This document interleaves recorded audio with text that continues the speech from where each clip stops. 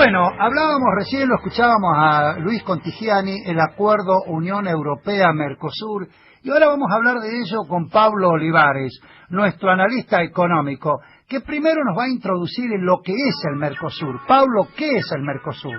Bueno, Darío, en primer término hay que tener en cuenta que hoy el Mercosur es una unión aduanera imperfecta. ¿Esto qué significa? Que en cada uno de los países que integran el Mercosur, los bienes producidos en otro de los países del Mercosur circulan internamente como si se trataran de productos fabricados dentro del país. Y los bienes que son producidos fuera del Mercosur tienen que ingresar pagando aranceles en la importación. Perfecto, Pablo, pero así funciona el Mercosur acá en Latinoamérica. ¿Y la Unión Europea? ¿Cómo funciona la Unión Europea? Mientras tanto, en la Unión Europea pasa algo similar. Los bienes producidos dentro de un país miembro de la Unión Europea circulan dentro de la Unión Europea como si se trataran de bienes fabricados dentro de cada uno de los países, es decir, es un gran mercado interno, y los bienes que vienen desde afuera de la Unión Europea deban ser tratados como importaciones y pagar aranceles. Ajá, entonces contanos, Pablo Olivares, ¿y qué pasará con este acuerdo? ¿Qué crees vos que va a pasar?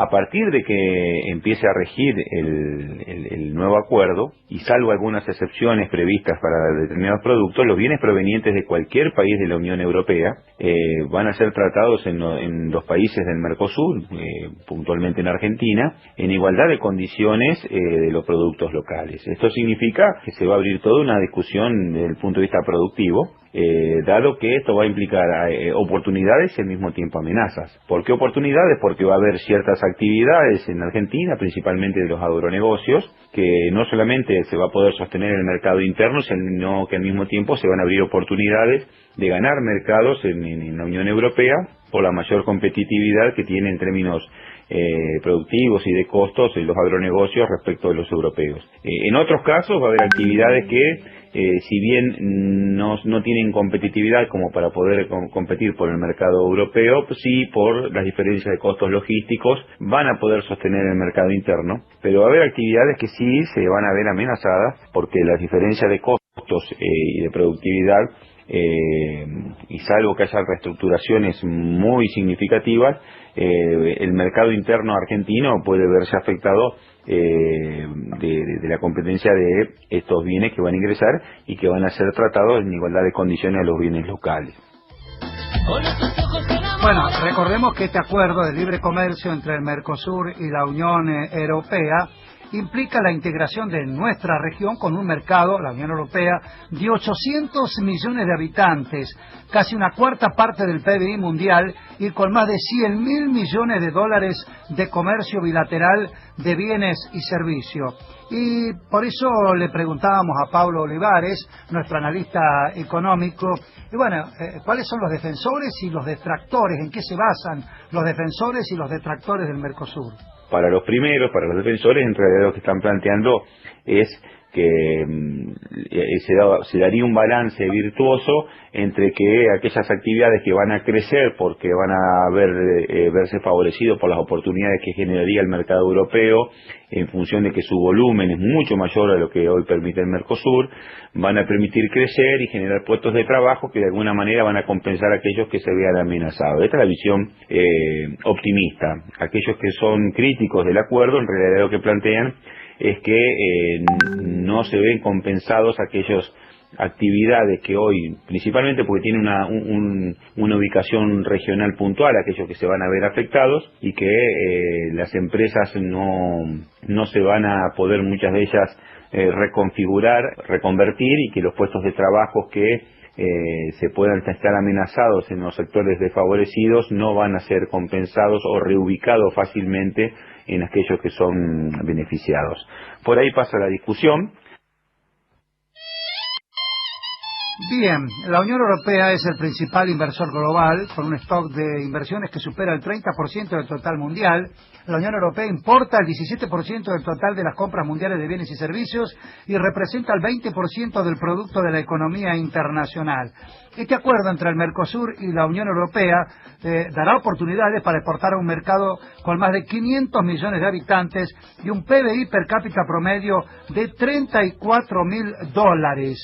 Y finalmente, Pablo Olivares, que es analista económico del Día con el Campo y la Ciudad. Evidentemente hay asimetrías entre los dos bloques, no es lo mismo nuestro Mercosur que la Unión Europea, ¿verdad? Digamos, la Unión Europea y el Mercosur son dos regiones que, desde el punto de vista de su tamaño, son muy diferentes. Es mucho más grande en términos de volumen en la Unión Europea y el Mercosur, con lo cual el comercio que venga del Mercosur para la Unión Europea es poco significativo, es decir, las coyunturas recesivas que pueda llegar a tener el Mercosur en el futuro van a afectar muy poco a la Unión Europea, mientras que las posibles coyunturas recesivas que pueda tener la Unión Europea van a impactar muy fuerte en el Mercosur. Entonces, esto es un elemento que ya aconteció en el país 100 años atrás con lo que pasaba con nuestro vínculo con Inglaterra, y en este caso es una de las posibles situaciones que hay que tener en cuenta. El otro aspecto es que si bien hoy planteamos el tratamiento igualitario de los bienes provenientes de la Unión Europea, esto no solamente puede estar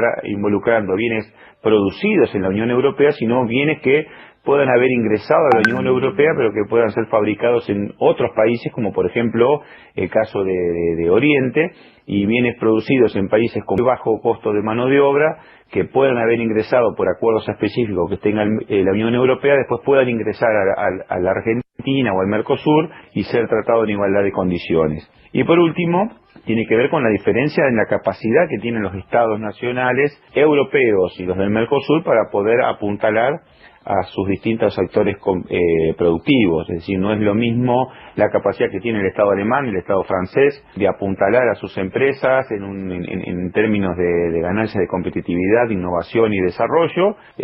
Los costos, sobre todo los costos tributarios y lo que tiene que ver los costos laborales en uno y otro, y esto también plantea una diferencia de posibilidades que tiene su inversa en los desafíos que van a tener cada uno de esos estados para poder estar a la altura de las circunstancias. Bueno, muchísimas gracias, Pablo Olivares, analista económico y geopolítico, en este caso, de Al Día con el Campo y la Ciudad.